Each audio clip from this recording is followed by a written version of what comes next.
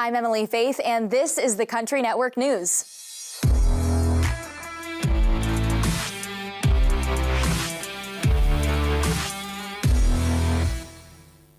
Morgan Wallen's One Thing at a Time set a new record for the most weeks at #1 on the Billboard 200 for a country album with 19 non-consecutive weeks. The record was previously held by Garth Brooks' Ropin' the Wind with 18 weeks between 1991 and 1992.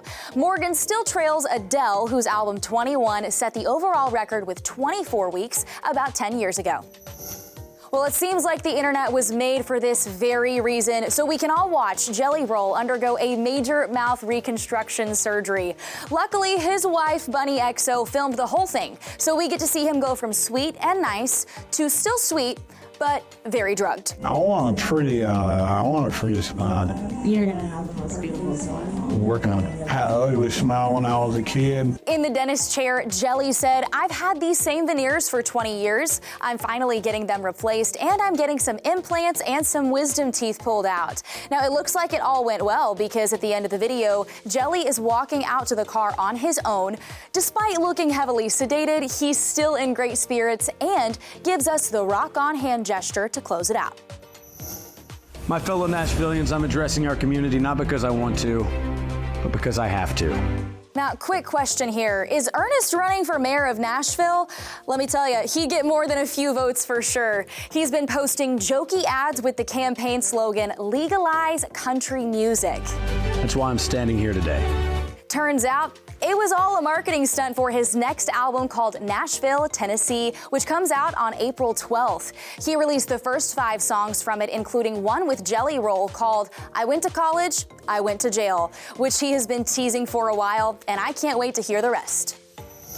Well, as a fellow Okie, this really warms my heart. Post Malone paid tribute to Toby Keith while on stage, shirtless, at the American Rodeo in Dallas. He poured beer out of a red Solo cup before taking a drink and breaking into an acoustic cover of As Good As I Once Was. I ain't as good as I once was.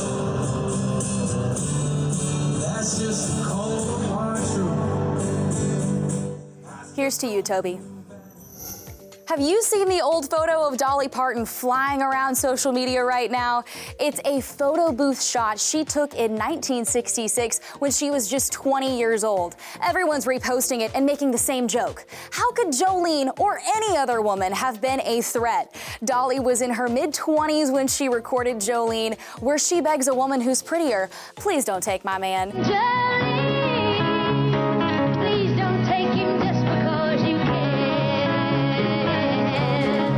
She wrote it about a bank teller who apparently kept flirting with her husband, but she got the name from a little girl she signed an autograph for. It stuck in her head because she had never heard that name before. In other words, there really wasn't some random woman named Jolene who tried to steal her man. Now, this is a great story. Miranda Lambert has a new horse named Cool, and she calls him one of the sweetest horses she's ever met. But they're not just riding buddies. Miranda has taken up mounted shooting. She says, "I turned 40 in November, and I'm ready for a decade of pushing myself to be better and bolder, both personally and professionally. This feels like the perfect beginning to that journey. Y'all get ready. It's getting country and western around here."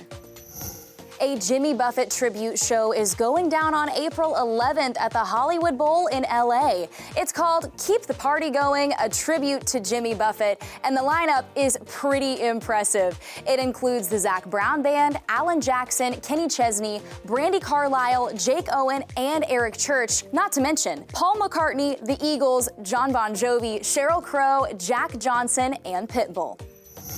And finally, having someone drive you to the airport is a big ask now that we've all got Uber, so it takes a good friend to do it.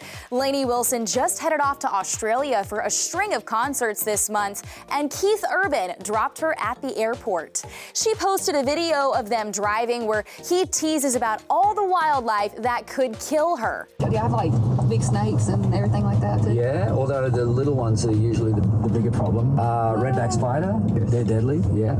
And they love toilet seats, so good luck on that. The end of the video might be the real reason he drove her, though. They hug at the airport, and she says she's excited to go visit his home.